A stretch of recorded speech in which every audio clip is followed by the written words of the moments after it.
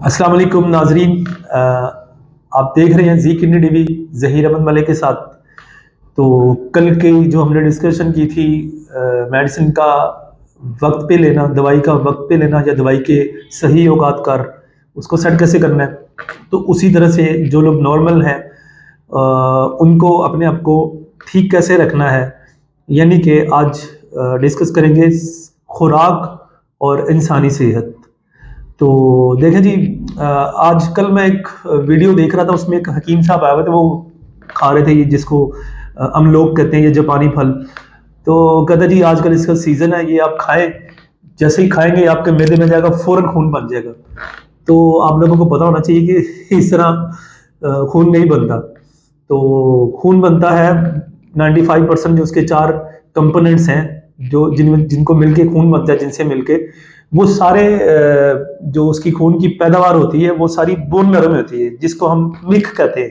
हड्डी के अंदर जो गूदा होता है, ठीक है, उसके अंदर एक ऐसा सेल पाया जाता है कि जिसके साथ गुर्दों की ग्लैंड से एक एंजाइम पैदा होता है, जो कि उसके साथ मिलके फिर वो खून बनाता है। 95% जो ब्लड है बॉडी का वो वहीं से बनता है।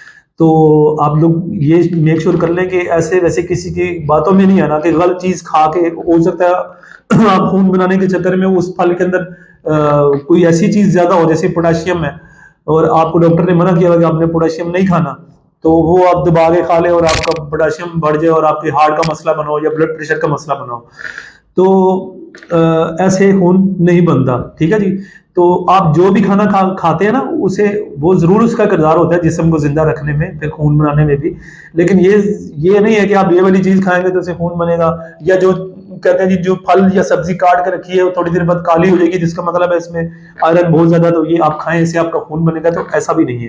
ठीक है, वो तो कुछ सब्जियां और फल ऐसे होते हैं जिनको ऑक्सीजन लगने के बाद उनका रंग काला हो जाता है। ठीक है, तो ऐसा नहीं है कि उसके अंदर खून वाली कोई ऐसी चीजें ज्यादा है कि इससे खून बनेगा। हाँ, खुराक अगर आप सही इस्तेमाल करेंगे, ठीक है, घर की बनी हुई चीजें खाएंगे, बाहर से नहीं खाएंगे। खासकर जो बेकरी आइटम्स हैं वो बड़ी ही खतरनाक हैं। आपको हमें पता नहीं होता कि वो कितनी पुरानी है। जो ब्रेड के लिए जो मैदा इस्तेमाल किया जाता है या कुछ चीजें इस तरह की बनती हैं ब्रेड वगैरह से, तो उससे फिर ना इन्फेक्शन होने का खतरा होता है। इन्फेक्शन जो है ना बाज दफा जानलेवा भी साबित होता है जिंदगी के लिए, इंसान के लिए। तो उस इन्फेक्शन से बचने के लिए और अपनी सेहत को बरकरार रखने के लिए और ऐसी खुराक खाएं घर की बनी हुई, हाइजीनिक, साफ सुथरी, जिससे आपका मैदा बीमार ना हो और फिर उसके बाद आपका लिवर बीमार ना हो। लिवर जो जिगर है उसका भी बहुत बड़ा किरदार है जिंदगी को चालू रखने के लिए, कि इंसान जिंदा रहे और बिल्कुल ठीक रहे। और फिर सबसे बड़ा किरदार है पानी का, जो हम पीते हैं, कि हम कितना साफ पानी पी रहे हैं। तो हमारा जब लिवर ठीक रहेगा तो जो उसको साफ चीजें मिलेंगी, वो लिवर वो तो काम ही वो ब्लड को साफ करने का करता है।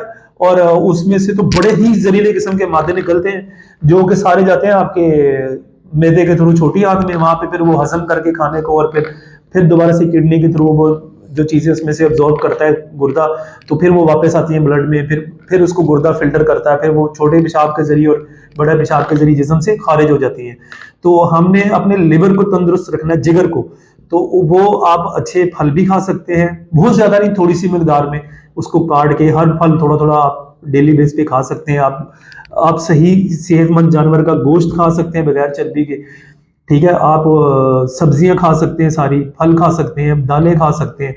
तो आप वो वाली खुराक है जिससे आपका जिगर बीमार हो। जिगर बीमार होगा तो आपकी इम्यूनिटी कमजोर होगी, इम्यूनिटी कुव्वत मुदाफित वो कमजोर होगी, तो आपके ऊपर जरासीम हमला करेंगे, जरासीम हमला करेंगे तो इन्फेक्शन होंगे, इन्फेक्शन होंगे तो फिर लिवर बीमार हो जाएगा ज्यादा, और फिर किडनीज भी बीमार होनी शुरू हो जाएंगी, फिर हार्ट भी बीमार हो सकता है, मैदा भी ऑलरेडी बीमार चल रहा होता है। तो आप लोगों ने अगर अपनी सेहत बरकरार रखनी है तो किसी भी हकीम की बातों में नहीं आना। ये तो सारी अपनी मतलब दुकानें चला रहे हैं, लोगों की जिंदगियों से खेल रहे हैं, और मरकरी तक अपनी दवाइयों में डाल देते हैं, जो पारा होता है जो थर्मामीटर के अंदर या बीपी ऑपरेटर्स के अंदर। हालांकि वो किसी एल्यूमिनियम के ऊपर डाला जाए मरकरी, तो उसको वो आग लग जाती है या वो गल जाता है। तो आप लोग सोचे हमारे जिस्म के साथ वो क्या हाल करेगा। और स्टीरॉइड्स का वो बेतहाशा इस्तेमाल करते हैं, जिससे ओवरडोज हो जाती है और आपको लेने के देने पड़ जाते हैं। तो आप फिर वही मैसेज है कि जल्द से जल्द अगर छोटी सी भी प्रॉब्लम हो रही है तो अपने डॉक्टर के पास जाए, किसी मुस्तनद डॉक्टर के पास। आजकल तो सारे स्पेशलिस्ट आ रहे हैं, कंसल्टेंट आ रहे हैं, छोटे लेवल पे तो कोई डॉक्टर बैठे नहीं, हर बंदे ने एफसीपीएस किया हुआ हर उस शोबे के अंदर। ठीक है, जिस शोबे के अंदर वो बैठे हुए हैं, गुर्दों का है, मसाने का है, दिल का है, हड्डियों का है, वो सारे एफसीपीएस है और आगे भी पता नहीं कितनी कितनी डिग्रियां वो ले रहे हैं। ठीक है, तो आप लोग अपने डॉक्टर के पास जाएं और अपनी प्रॉपर दवाइयां लें और अपनी खुराक का खास ख्याल रखें ताकि आप सेहतमंद रहें। आज जुम्मा भी था और आज सबको जुम्मा मुबारक, और उस हवाले से आज एक अच्छा मैसेज दिया। कल हम इंशाल्लाह आगे गुर्दे को डिस्कस करेंगे और हाइपरटेंशन को। और हमारी वीडियो को लाइक करें, सब्सक्राइब करें और शेयर करें। बहुत शुक्रिया। खुदा हाफिज।